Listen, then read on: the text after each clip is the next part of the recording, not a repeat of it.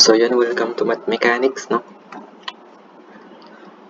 So yung ano natin is under pa rin ng shear stress.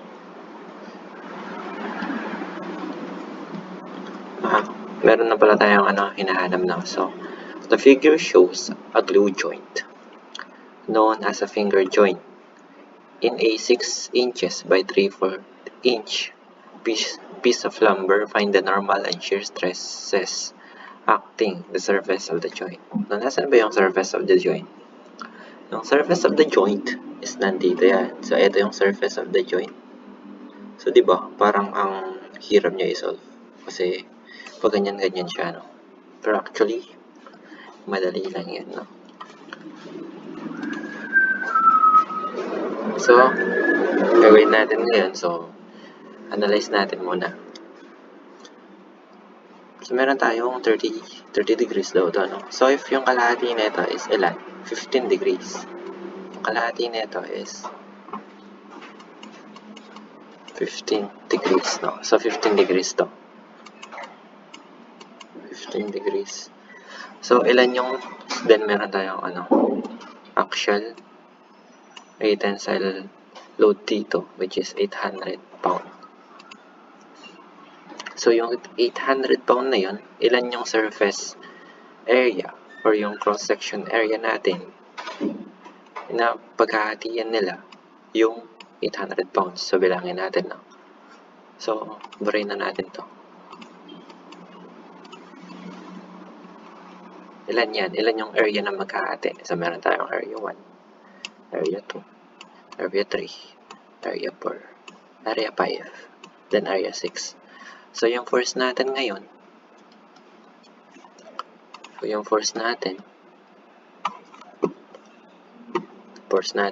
is equal to 800 pound all over, ilan sila? 6. Kasi 6 yung mga natin dito eh. 6 yung surface natin. 6 yung surface area natin dito. So, ilan to nyan? So, meron tayong 800 divided by 6. Meron tayong 133.3333 pounds. Then, the next one naman is yung area natin, no guys? So, kung kuha tayo, since hinati na natin yung dinivide na natin siya by 6. So, etong to is consider na yan as one surface area lang. Yan. So, kukuha tayo ng one surface area dito. So, kukuha tayo ng isa. Asan yung ko? Kunin natin tong surface na to, no? Isolate muna natin, no?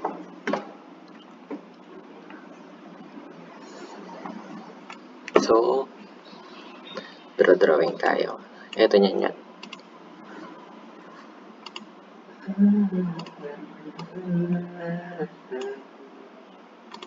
Drawing natin, guys. Ito siya. Yan. Wait lang, tama ba? Imagine nyo na lang. Lalagyan ko lang to ng guhit dito para para mas ma-visualize yun ng maayos. Do wala naman siya sa sa mismong diagram natin. Lagyan natin siya dito, no? Mamaya, mas makikita nyo ang hinahanap nyo. Away ba o gulo? Hindi, joke lang. So, meron tayong di ba 15 degrees to? Sabi ko kanina. So, meron tayong 15 degrees dito. Tama ba? 15 degrees yan. Eh, yung force natin ngayon, which is yung force P natin, is nag-a-act. Hindi siya perpendicular or tangent do sa surface natin. Kasi pag ganyan yung force natin eh. Tama. So, if 15 to, 15 din to, no? Then, makukuha natin yung ba't ganun? Dapat pala pataas. Pag ganyan siya, no? Ito yung perpendicular dun sa surface. Then, ito yung parallel naman dun sa surface. So, ito yung force P natin. Gamit tayo ng force P natin ito. Tapos, ito yung force parallel, PP na lang. Then, ito yung PN natin, which is yung normal to the surface. So, if 15 to, ilan to? So, 90 minus 15 is 75. So, perpendicular to eh. So, it means that 75, ito.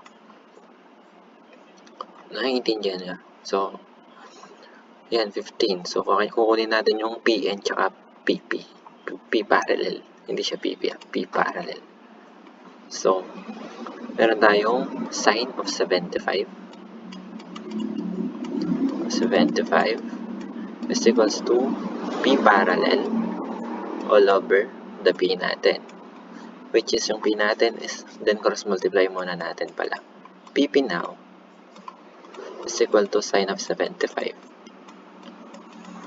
Multiply by the P, which is eto, 133. 0.3333 pounds. So, yung PP natin is equal to what?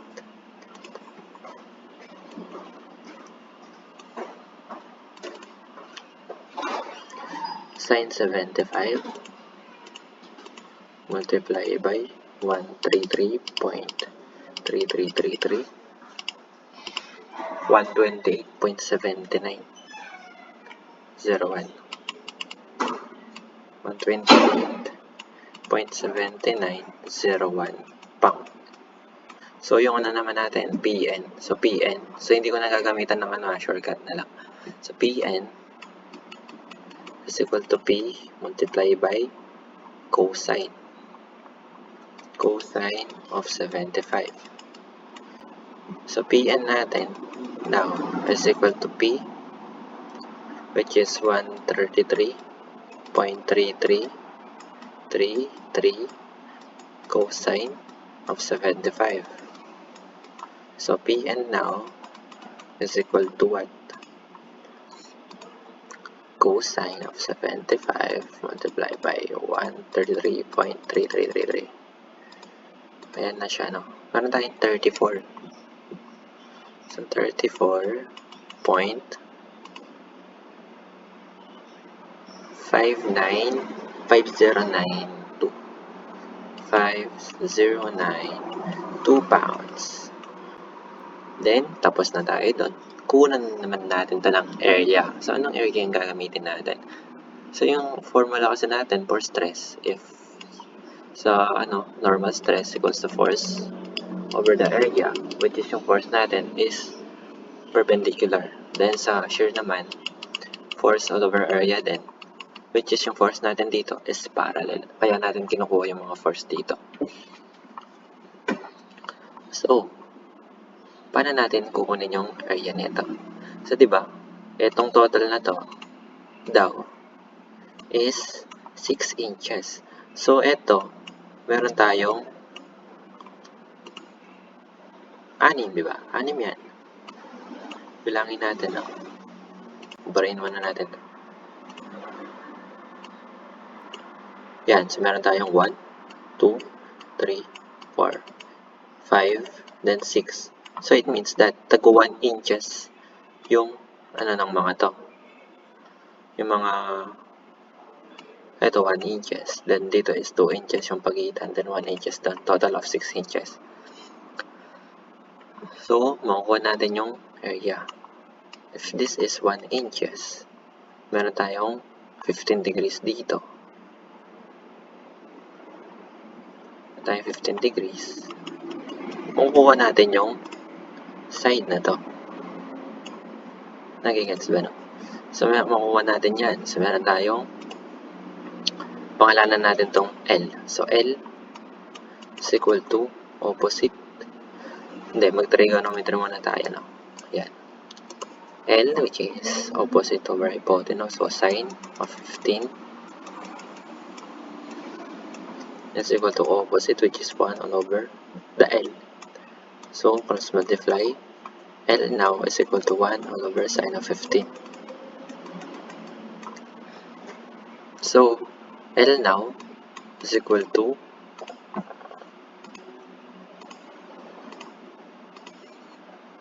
sine of 15. So, 1 divided by sine of 15, which is 3.8637. 8637. Ano to? Inches yan. Inches. So, diba? Dapat, meron tayong ano dito eh. Yan. Ito yung cross-section natin. Area. So, paano, ano yung ano na ito niyan? Ano yung dimension na ito niyan? Na ito. So, nasa problem yan. So, gawin natin ito 3D. No? Pag ganyan na yan. Ano lang ito eh, yung nasa diagram is side view lang. So, ito daw is 6 by 3/4 inch. So, itong length na to is 3/4 daw. So, it means that yung length natin dito is 3/4. 3/4. So, makuha natin yung area. So, area now is equal to 3.8637 multiplied by 3/4. Which is yung area natin now is equal to 3.8637 times 3 all over 4. 2.8978. 78 inches squared kasi area yan. So, ano pang ginagawa natin? So, yung ano natin yan, ano yung hinahanap, no? Find the normal and shear stress. So, yung normal stress natin is the normal stress is equal to the Pn over the area. Just sa Pn natin is 34.5092 pounds.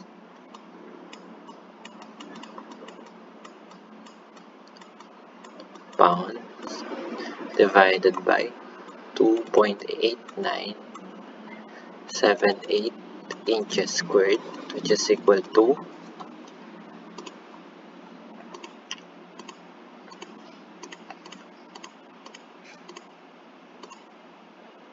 2.8978, 11.9087, 86.9088, 88 pala. PSI yan. Kasi pound per inches squared is PSI. So, for the shear stress naman tayo. So, the shear stress now is equal to the ano, which is PP 128.79. 128.7901 pound divided by 2.8978 inches squared, which is equal to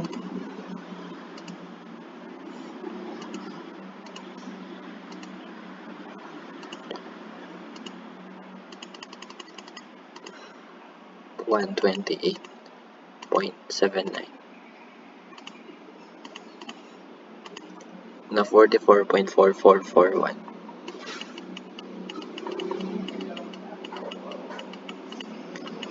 ng PSI. So, ito na yung sagot natin for this problem natin, no?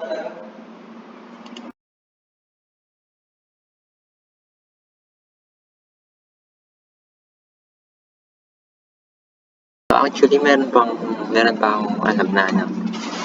Another solution for this. So, try natin if mag-explore tayo, no? If magmamatch yung sagot natin dun sa kanina, guys. So, gawin natin is i-redraw natin to. Gawin natin siyang ganyan, no? Pero gawa na lang tayo ng box. shapes, then rectangle, no? Shapes, then lines. Ay, mali. Sa ganito, pabaliktad pala.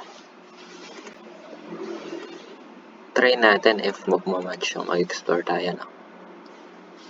So, ito is hindi siya halata na ano. So, i-curve pa natin. Nakakaya naman eh. Baka isipin nyo. Niloloko ko yung drawing. I-curve pa natin yun, boy. Yun. Isipin nyo na lang na ano. Ito is 15 degrees. Pero yung mga surface area natin is pinagdugtong-dugtong natin sila in a straight line. So anim yun, di ba? Gamit tayo ng iba't ibang kulay. So, ito yung una. 1. Ito yung pangalawa. Ito yung pangatlo. Then, pang-apat. Red ulit. Pang-lima. Pang-anim. So, pinagdugtong-dugtong natin yung anim na yan. Yung surface area. So, isa na lang yung surface area natin yan. So, ilang force yung gagamitin natin? Yung buong 800 na. Kasi, hindi na siya maghahati-hati kasi inisahan na natin yung area natin. So, F15 degrees yan, di ba? Gaya nung kanina. Meron tayong force P dito. Just 15 degrees din to. Then, meron tayong perpendicular dito. Then, parallel. 75 degrees to. So, yung P, then meron tayong force P, PP, then PN. Then, ito is 6 inches. So, solve natin yung PN. So, PN is equal to opposite, cosine pala.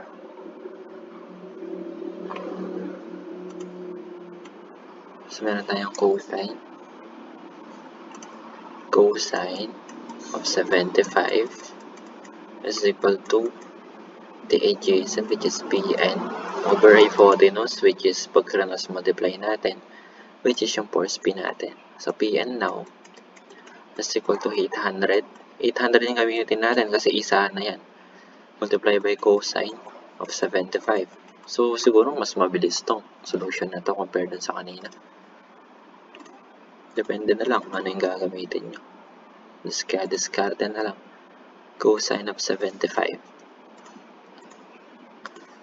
Meron tayong 207.0552 is equal to 207.0552 pound. Then yung naman, parallel sa opposite. So P parallel is equal to opposite, which is sine of 75 multiplied by 800. So ilan ito niyan? Palitan lang natin ito ng sine. Sine. Yan. 772. Tayong is equal to 772.7407. Tama, 07 pound. So, tingnan natin dito, PN is yun, no? So, yung area natin yan is magbabago rin. So, 6 inches na yung gagamitin natin para makuha itong length na to. So, 15, no? So, isolate natin yan. Tayong 6 dito, 15 degrees. So, sine function. So, sine of 15 is equal to opposite, which is 6 all over the length. Is multiply. Length now is equal to 6 divided by sine of 15. So, L now is equal to 6 divided by sine of 15, which is 23.80. 18.22 inches. Then yung area natin, 'di ba? Sabi ko hindi naman ito is hindi na magbabago. Kasi ito yung part na to is yung length dito. Nung natin, nung object natin, which is 3/4 inch daw. So, dapat mag-visualize nyo para makuha nyo ng maayos. So, 23.1822 inches multiplied by 3/4 inches. So, A now is equal to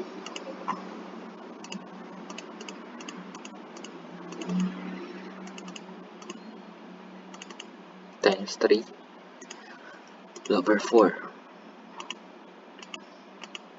which is equal to 17.3867. 17.3867 inches squared.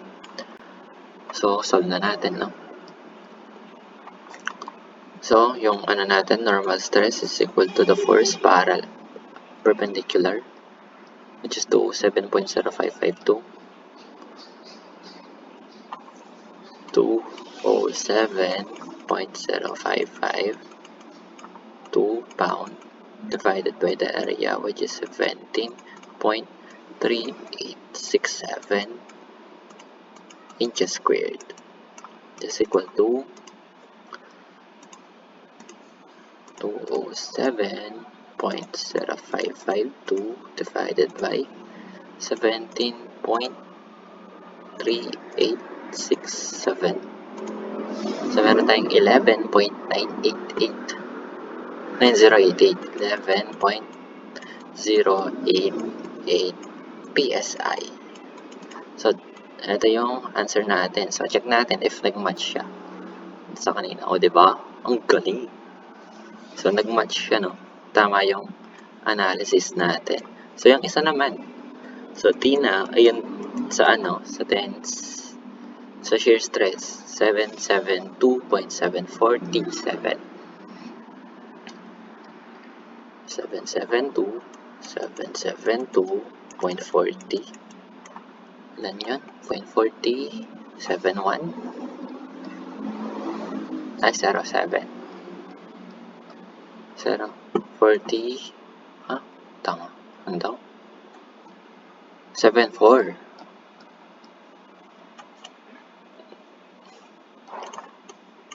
74. 7 pound divided by the area kanina, 17.3867